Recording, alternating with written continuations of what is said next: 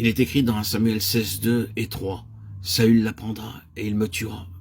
Et l'Éternel dit, je te ferai connaître ce que tu dois faire, et tu oindras pour moi celui que je te dirai. » Il y a ici une raison pour laquelle Dieu voulait Samuel. Celui qui a été oint de Dieu devait être trouvé. Bien que Samuel voulut, selon la sagesse humaine, donner une autre chance à Saül, Dieu refusa. Dieu a besoin de ceux qu'il a appelés et préparés pour un service particulier. Et vous ne les trouverez probablement pas dans une assemblée qui se fie à des élections, à des votes. Ils veulent seulement des personnes qui ont leurs préférences, car ils ont été nommés pour ceci ou cela. Samuel fit ce que l'Éternel avait dit, et il alla à Bethléem. Les anciens de la ville accoururent effrayés au-devant de lui et dirent, « Ton arrivée annonce-t-elle quelque chose d'heureux » 1 Samuel 16, 4. Pourquoi les anciens tremblaient-ils à l'arrivée de Samuel? Il ne venait pas avec une épée ou un bâton.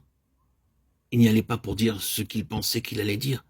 Il dirait ce que Dieu lui avait dit de dire, car c'était un homme de Dieu, le prophète de Dieu, et tout ce qu'il avait fait de mal allait être découvert par sa venue.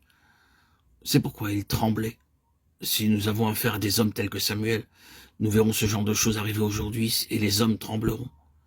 Mais si nous demeurons prudents et diplomates, pesant chaque mot avec circonspection afin de ne choquer personne, il n'y aura pas de conviction de péché. Et Samuel était un homme de Dieu qui apportait la conviction de péché partout où il allait.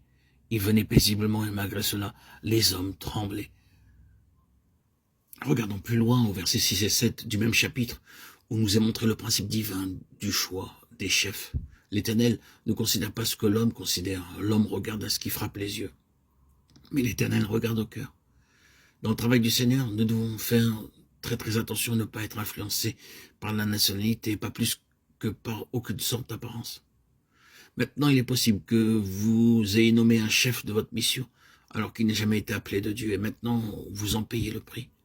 Vous pouvez avoir dit, c'est un homme très bon, un homme qualifié, faisons-en notre chef, prédicateur ou co-ouvrier. Mais vous avez choisi seulement selon l'apparence, et non selon le choix de Dieu.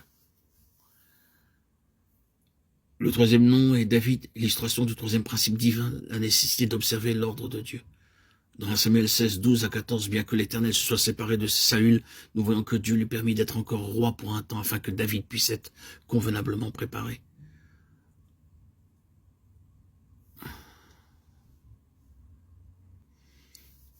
Dans 1 Samuel 31, 4, nous est relaté de quelle façon tragique David fut battu par les Amalécites à Tsiklag.